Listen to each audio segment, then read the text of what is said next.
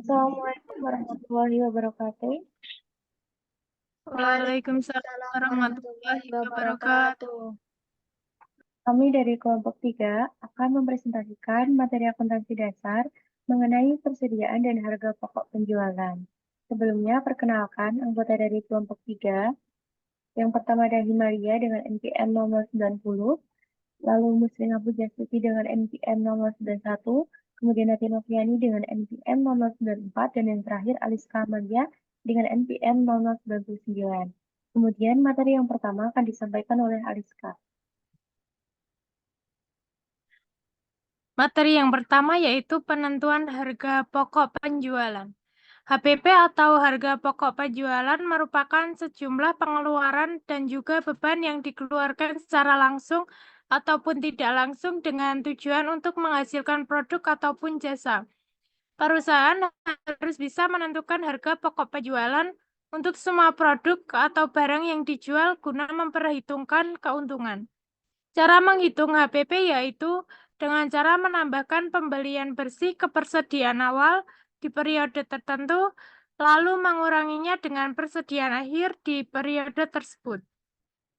Caranya yaitu dengan HPP sama dengan pembelian bersih ditambah persediaan awal, lalu dikurangi dengan persediaan akhir. Yang kemudian yaitu metode biaya persediaan dalam sistem persediaan perpetual. Dalam sistem persediaan perpetual, seluruh kenaikan dan penurunan dalam persediaan dicatat dengan cara yang sama, yaitu dengan pencatatan kenaikan dan penurunan dalam kas. Akun persediaan pada awal periode akuntansi menunjukkan persediaan tersedia pada tanggal tersebut. Pembelian dicatat dengan mendebit persediaan dan mengkredit kas atau utang usaha. Pada tanggal terjadinya penjualan, harga pokok penjualan dicatat dengan mendebit harga pokok penjualan dan mengkredit persediaan. Yang selanjutnya yaitu metode FIFO. Menggunakan metode FIFO, biaya dimasukkan dalam harga pokok penjualan dengan urutan yang sama saat biaya tersebut terjadi. Persediaan setelah pembelian dilaporkan dalam 2 baris berikutnya.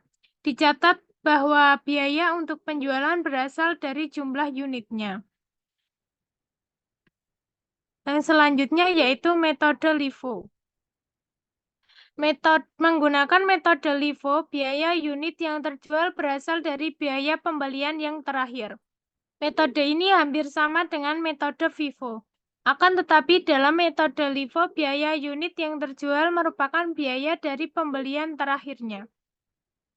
Ini merupakan contoh ayat jurnal dan akun persediaan perpetual atau LIFO.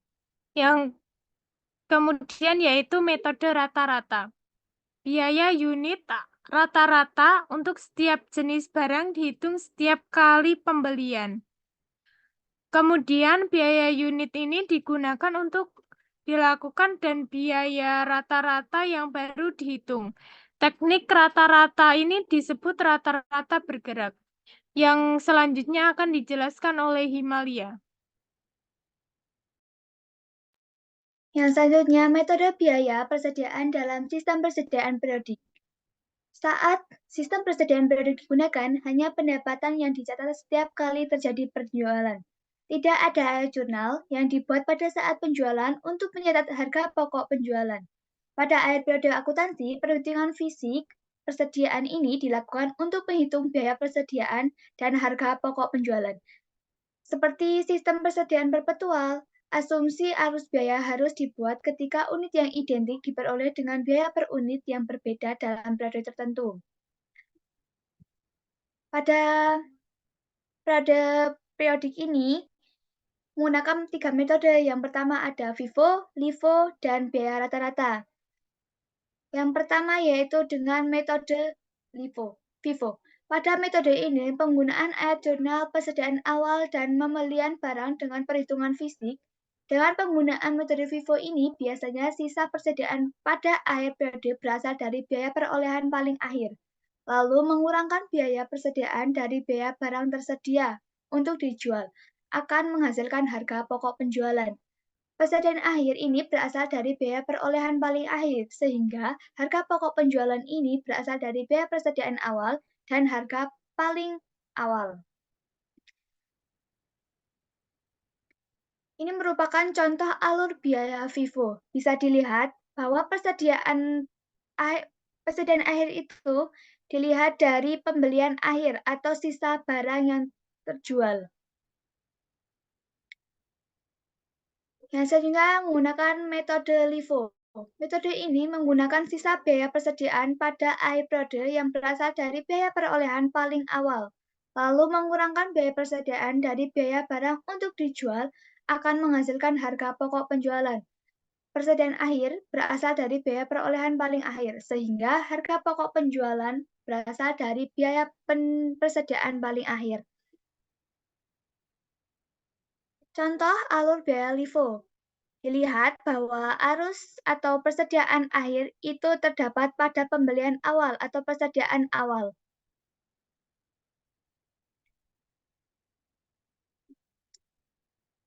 Yang terakhir, menggunakan metode biaya rata-rata. Metode biaya rata-rata kadangkala disebut dengan metode biaya rata-rata tertindak atau weighted spreads. Saat metode ini menggunakan biaya ditandingkan atau dipadankan terhadap pendapatan sesuai dengan rata-rata biaya unit yang terjual. Biaya unit rata-rata tertimbang yang sama digunakan dalam menghitung biaya persediaan pada akhir periode. Biaya unit rata-rata tertimbang dihitung dengan membagi jumlah biaya unit setiap barang yang tersedia untuk dijual selama periode tertentu dengan jumlah unit barang terkait, lalu mengurangkan biaya persediaan dari biaya barang tersedia untuk dijual akan menghasilkan harga pokok penjualan. Next. Yang selanjutnya, membandingkan metode biaya persediaan. Dalam metode biaya persediaan ini juga menggunakan 3 metode. Yang pertama, penggunaan metode FIFO. Menggunakan FIFO digunakan selama periode inflasi atau kenaikan harga secara umum. Biaya unit yang awal akan lebih rendah dibandingkan dengan biaya unit paling akhir. Oleh karena itu, FIFO akan menghasilkan laba kotor yang lebih tinggi. Akan tetapi, persediaan perlu diganti dengan harga yang lebih tinggi dari harga pokok penjualan. Kenyataannya, neraca akan melaporkan persediaan akhir pada nilai yang kurang lebih sama dengan biaya pengganti saat ini. Yang selanjutnya akan dilanjutkan oleh Musringah. Selanjutnya adalah penggunaan metode LIFO. Metode LIFO digunakan selama periode inflasi atau kenaikan harga. Hasilnya adalah berkebalikan dengan metode FIFO dan metode biaya rata-rata. Metode FIFO akan menghasilkan jumlah yang lebih tinggi untuk harga pokok penjualan, jumlah yang lebih rendah untuk laba kotor, dan jumlah yang lebih rendah lagi untuk persediaan akhir. Alasan pengaruh ini adalah biaya perolehan unit yang paling akhir kurang lebih sama dengan biaya penggantiannya. Next. Kemudian, penggunaan metode rata-rata. Metode biaya rata-rata merupakan kompromi antara FIFO dan juga LIFO. Pengaruh kecenderungan harga diambil dari rata-ratanya dalam menghitung harga pokok penjualan dan persediaan akhir. Untuk serangkaian pembelian, biaya rata-rata akan tetap sama, tanpa memperhatikan arah kecenderungan harga. Next. Kemudian melaporkan persediaan dalam laporan keuangan. Yang pertama, penilaian pada nilai pasar atau biaya yang lebih rendah.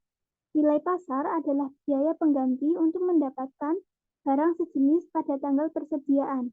Nilai pasar ini dibuat kuantitas yang biasanya dibeli dari sumber pemasok yang biasa. Dalam menentukan nilai pasar atau biaya yang lebih rendah, biaya dan biaya penggantian dapat ditentukan dengan 3 cara, yaitu setiap barang dalam persediaan, kelas atau kategori utama dalam persediaan, dan persediaan secara keseluruhan. Biaya dan biaya penggantian setiap barang biasanya ditentukan oleh manajemen. Next. Yang kedua yaitu penilaian pada nilai relasi bersih. Nilai relasi bersih adalah estimasi harga jual dalam kegiatan usaha normal kurangi estimasi beban. Penyisihan atas kehilangan persediaan dihitung berdasarkan estimasi kehilangan persediaan sejak tanggal perhitungan fisik persediaan yang lalu. Penyisihan atas barang yang kadaluarsa dan perputarannya lambat dihitung berdasarkan estimasi penjualan persediaan di masa depan. Yang ketiga yaitu persediaan di neraca. Persediaan di neraca biasanya berada pada bagian aset lancar dari neraca, setelah akun-akun piutang, baik untuk menghitung biaya persediaan, LIFO, ataupun biaya rata-rata, maupun metode penilaian persediaan, biaya atau nilai pasar, atau biaya yang lebih rendah. Selanjutnya akan dijelaskan oleh Atik.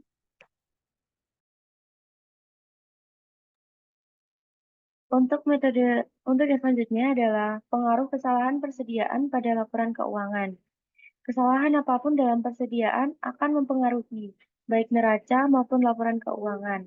Contoh, kesalahan dalam perhitungan fisik persediaan akan menyebabkan salah satu untuk persediaan akhir, aset lancar, jumlah aset dalam neraca.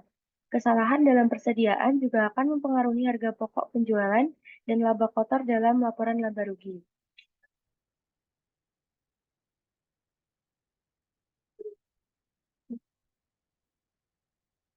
Selanjutnya, memperkirakan biaya persediaan. Perlu bagi perusahaan untuk mengetahui jumlah persediaan ketika catatan persediaan perpetual tidak dibuat dan perhitungan fisik persediaan tidak praktis untuk dilakukan.